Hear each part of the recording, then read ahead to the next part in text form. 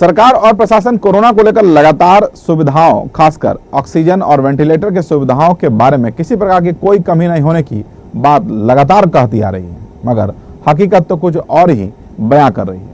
स्वास्थ्य विभाग लगातार अपने जिलाधिकारी को कागजी रिपोर्ट सौंपता रहता है और वही रिपोर्ट सरकार और मीडिया तक पहुंचती है। यह दावा हम नहीं बल्कि उनके आंकड़े और उनके डॉक्टर ही कर रहे हैं, क्योंकि उनके आंकड़ों से ही पता चल जाता है कि किस प्रकार का खेल चल रहा है। पहले आप जिलाधिकारी का वो बयान सुन लीजिए जिसमें उन्होंने कहा है कि यहाँ पर किसी प्रकार की कोई कमी नहीं है, खासकर ऑक्सीजन की तो बिल्कुल भी कमी नहीं है। तो कोविड केयर सेंटर अभी हमारा 2 चल रहा है।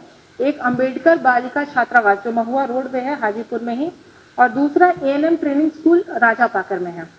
तो ये जो अनुमंडल अस्पताल है वहाँ हमारा 100 बेड है, महुआ जो DCHC है। ANM ट्रेनिंग स्कूल राजा पाकर में हमारे पास 400 बेड की कैपेसिटी है और अंबेडकर छात्रावास में हमारे पास 90 बेड की कैपेसिटी है। ये तीनों जगह जो है हमारे पास ऑक्सीजन सिलेंडर पर्याप्त मात्रा में है। जिलाधिकारी ने भले ही मीडिया के माध्यम से सब कुछ ठीक ठाक होने की बात कही हो, मगर हकीकत न तो कोई देखने वाला है और न ही समझने वाला। अगर वरीय पदाधिकारी हकीकत समझ भी रहे हैं तो शायद सरकार के दबाव या किसी मजबूरी में उस ओर देखना ही नहीं चाहते। प्रतिदिन वैशाली जिला प्रशासन कोविड केयर हॉस्पिटलों में बेड, ऑक्सीजन, वेंटिलेटर की उपलब्धता संख्या ऑफिशियल वेबसाइट के माध्यम से जारी करता है, मगर हकीकत तो आपको कोविड केयर हॉस्पिटल के बाहर या वहां पहुंचकर ही पता चल पाएगा।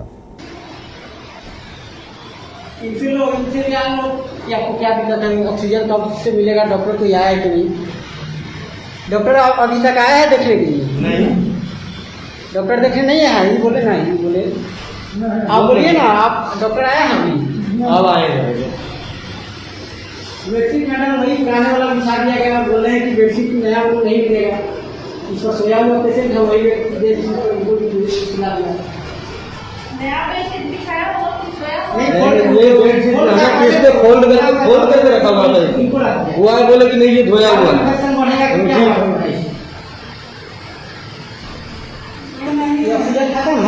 ऑक्सीजन कब से खत्म है? ऑक्सीजन कब से खत्म है आंटी? ऑक्सीजन कब से खत्म है? 10 मिनट चलता है फिर बंद हो जाता है ना, मतलब सुबह से ऑक्सीजन नहीं है। यहाँ पेशेंट के गार्डियन है, ऑक्सीजन खत्म है। यहाँ पेशेंट के गार्डियन है, ऑक्सीजन खत्म है, खाली सिलेंडर लगा हुआ है जिसमें नहीं है, थोड़ा भी गैस इसमें नहीं है, और ये चुपचाप बैठे हुए हैं, इनको कोई सुनता नहीं है। ऑक्सीजन के बिना ये लोग त्राहिमाम है। अभी आपने देखा अंबेडकर छात्रावास दिग्गी हाजीपुर में चल रहे कोविड केयर सेंटर के क्या हालात हैं। वहीं अब आप देखिए जिला प्रशासन जो आंकड़े जारी करती है जिसमें ऑक्सीजन, वेंटिलेटर और बेड की उपलब्धता की संख्या के बारे में बताया जाता है ताकि लोग सुविधानुसार अस्पतालों में पहुंच सके। यह अंबेडकर छात्रावास में चल रहे कोविड केयर सेंटर का आंकड़ा है। इस आंकड़े के अनुसार 1 मई को इसमें बेड की कैपेसिटी 90 है, जिसमें 20 बेड ही यूज किया जा रहा है। 70 बेड की उपलब्धता दिखाई पड़ रही है। वहीं 103 बी टाइप ऑक्सीजन सिलेंडर होने की बात कही जा रही है। लेकिन इन आंकड़ों को देखकर जब कुछ मरीज वहां पहुंचे तब उन्हें यह कहकर लौटा दिया गया कि यहां तो ऑक्सीजन उपलब्ध ही नहीं है।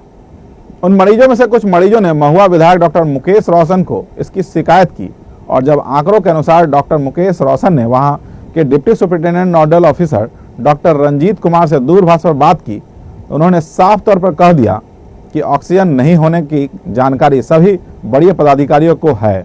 ऐसे में बिना ऑक्सीजन हम किसी के भी मरीज को कैसे भर्ती करें। डॉक्टर मुकेश रोशन ने उस बातचीत का ऑडियो वैशाली न्यूज को शेयर किया है, जो आप भी सुन सकते हैं कि किस प्रकार से ऑक्सीजन के अनुपलब्धता की बात कही जा रही है, जबकि डीएम लगातार यह दावा करते हैं कि यहाँ ऑक्सीजन की कोई कमी नहीं है। हाँ बोलिए। कौन बोल रहा है? हम बोल रहे हैं, डॉक्टर रंजीत बोल रहे हैं, बोलिए ना। मुकेश रोशन बोल रहे हैं, महुआ विधायक। हाँ, वहाँ मरीज गया था अभी थोड़ा देर पहले, तो बोला गया कि ऑक्सीजन नहीं है। एकदम ऑक्सीजन नहीं है, बहुत ये हो रहा है, हम लोग उसी खेती में लगे हुए हैं। अच्छा, हाँ, क्या तो बोले कैसे जब कर- ऑक्सीजन नहीं है तो क्या बोले? अब आप वही ना, अभी बातचीत रचना मैडम से शायद आपने बातचीत किया था, तो हम बोल रहे थे कि ऑक्सीजन की कमी है। तो हम ऑक्सीजन की कमी है तो 100 बेड आप लोग लिखते हैं कि नहीं, 100 नहीं, बेड? नहीं, सुनिए 100 बेड नहीं है। सुनिए, ये कम- पहले सुन लीजिए, पहले मेरी बात सुनिए। हाँ हाँ बोलिए ना। 100 बेड जब डेली लिखा जा रहा है कि 100 बेड का यहाँ व्यवस्था किया गया ऑक्सीजन युक्त, तो फिर ऑक्सीजन कहाँ चला गया? नहीं 100 का नहीं है, ये 50 का किया गया है, उसको कमा दिया गया, दूसरा खुलने जा रहा है आपको, जिसमें ITI में इसको छोड़ दिया गया। इसमें हमसे बातचीत हुई थी, जिलाधिकारी ने पूछा था तो हमने कहा था कि कम से कम इसमें 300 से 350 लगेगा, यही एवरेज है। तो आप जिलाधिकारी को बताए हैं कि ऑक्सीजन नहीं है यहाँ पे? अब मालूम है, सबको मालूम है। मालूम है? हाँ, हम तो सिविल सर्जन को बतलाते हैं ना। अच्छा, सिविल सर्जन हम को तो बता सिविल दिया कि सर्जन को- ऑक्सीजन मेरे यहाँ नहीं है? हाँ, हम लोग दिन भर बैठे हुए हैं, उसी में व्यवस्था करवा रहे हैं। आपके सेंटर का क्या नाम है? अम्बेडकर। सीधे अम्बेडकर? हाँ, अम्बेडकर जो है आवासीय, ये है राजकीय छात्रावास है। आवासीय महिला छात्रावास करके है। अच्छा, तो आपको डेली कितना ऑक्सीजन मिलता है? वो कोई ठिकाना नहीं है, कोई ठिकाना नहीं है, कभी 60 आता है, कभी 50 आता है, क्योंकि अभी तो पेशेंट भी कम था ना। आज पेशेंट कितना है आपके पास? अभी जो है 24 के लगभग हुआ होगा।